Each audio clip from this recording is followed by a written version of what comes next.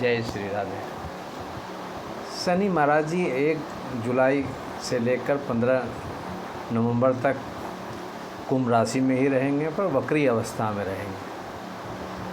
वक्री के बारे में बहुत स्पष्ट कहना बड़ा मुश्किल है कि क्या क्या रिजल्ट दे सकता है, पर शनि के वक्री के बारे में अच्छे हमारे एंशिएंट एस्ट्रोलॉजर, मेरा अपना अनुभव भी है कि वक्री अगर ग्रह हो गए हैं और आपके कुंडली में भी शनि वक्री हैं, तब आप कहीं मुसीबत में हैं तो आपको लाभ मिलेगा। मुसीबत चाहे वो बीमारी का हो, केस मुकदमा से संबंधित हो, पर्सनल लाइफ में हो, आपको शनि महाराज जी का जो कुदृष्टि में आप फंसे हुए थे, कहीं न कहीं आपको कुछ सेफ मोड में होगा।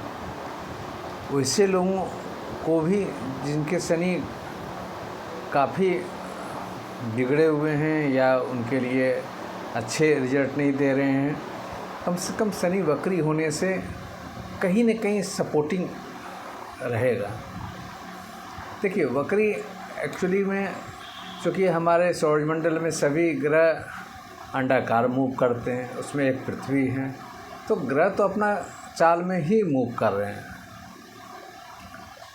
उसमें वो पीछे नहीं हट रहे हैं। बट जब हम पृथ्वी से देखी जाती है तो ऐसा आभासी जान पड़ता है कि वो पीछे हट रहे हैं, उसी को वक्री बोला जाता है। ऐसे सूर्य से जब सामने सामने पंचमा, छठा, सतमा, अष्टम, नवम रहते हैं तो वक्री काउंटिंग होता है, पर उसका जो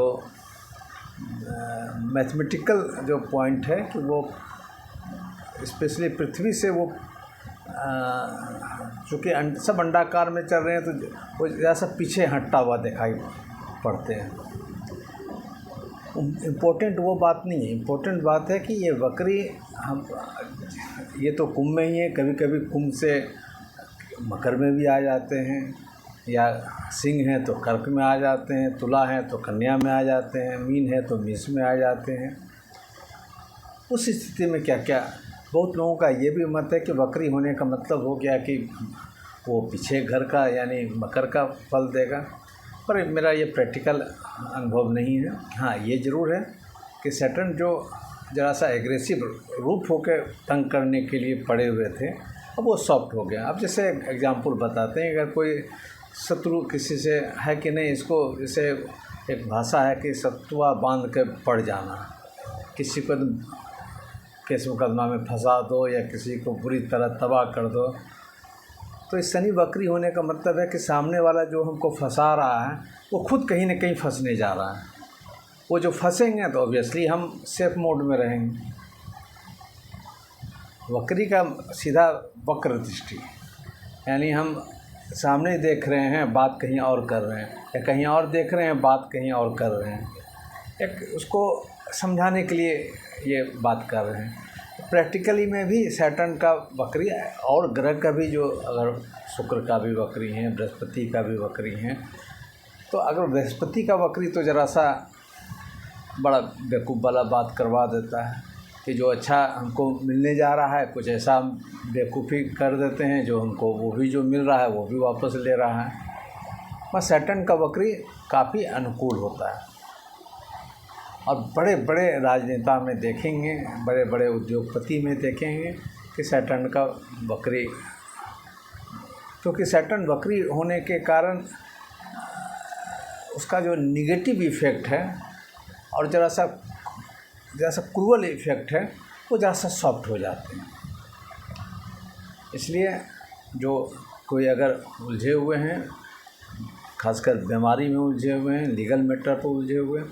अब एक बात है कि जैसे कुंभ राशि वाले हों, मीन राशि वाले हों, ये दोनों को तो कुछ न कुछ दिखाई पड़ेगा। अब देखिए, इसमें अपना जो दशा चल रहे हैं वो इम्पोर्टेंट बात ज़रूर है, पर ये गोचर का फल भी 20 पैसा 30 पैसा, कभी कभी 50 पैसा भी इफ़ेक्ट डालते हैं। तो अगर ये इफ़ेक्ट है और उसका इफ़ेक्ट को अगर हम बेटर फील कर रहे हैं, अति उत्तम है। देखिए, कुंभ में है तो सबसे ज़्यादा अभी डिस्टर्ब मीन वाले ही हो रहे हैं, क्योंकि 12th में, राशि से 12th में शनि महाराज चल रहे हैं। मेरा जो अपना अनुभव है कि अगर चंद्रमा के साथ में अगर शनि आ जाए, या चंद्रमा के साथ में मंगल आ जाए, चंद्रमा के साथ में अगर राहु भी आ जाए, तो इसका मतलब है कि राहु ठीक है हम पर हावी हो रहा है, हम भी उसको फॉलो कर रहे हैं, बट बैक में इट मीन्स अगर 12th में अगर शनि है, इसका मतलब है हम बैठे हुए हैं, कहीं न कहीं अनसीन फीलिंग हमको बैक से आ रहा है कि कुछ हो रहा है, कुछ हो सकता है, एक डर, उसी कारण कई डिसीजन मेरा गलत हो जाता है।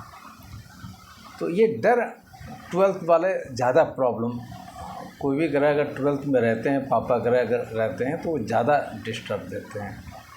इसलिए अभी मीन वाले लोग परेशान हैं। जैसे अभी मिथुन वाले लोग, चूँकि बृहस्पति 12th में गए हैं, तो तरह तरह के मेडिकल प्रॉब्लम है, तो किसी फैमिलियर प्रॉब्लम है, अलग अलग ढंग का प्रॉब्लम है, इकोनॉमिकल क्राइसिस हो रहा है, खर्चा ज़्यादा हो रहा है। ये 12th हाउस जो है वो बहुत मटेरियल लाइफ के लिए उलझाने वाला है, फंसाने वाला है। अब इसमें रेमेडिकल पॉइंट क्या कर सकते हैं? तो सैटर्न अगर 12th में हो, जैसे मीन वाले के लिए हैं, तो जानबूझकर कुछ न कुछ खर्च कर दिया कीजिए, कंजूस मत बनिए। इसका मतलब खर्चा सिर्फ अपने कपड़े पर मत कर लीजिए, अपना सिर्फ मकान बना लीजिए।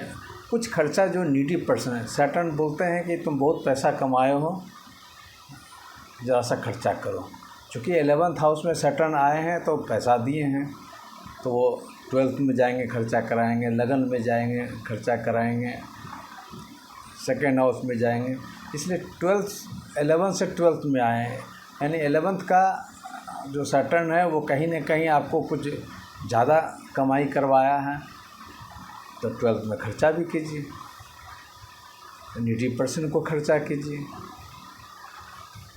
तो 12th में अगर आपने मन से अगर नीडी पर्सन को खर्चा कीजिएगा, तब आप और अच्छा खर्चा कर सकते हैं। और अच्छा खर्चा करने का मतलब है कुछ ऐसा पैसा आएगा जो आप कुछ घर खरीद सकते हैं, कहीं और अच्छे जगह इन्वेस्टमेंट कर सकते हैं।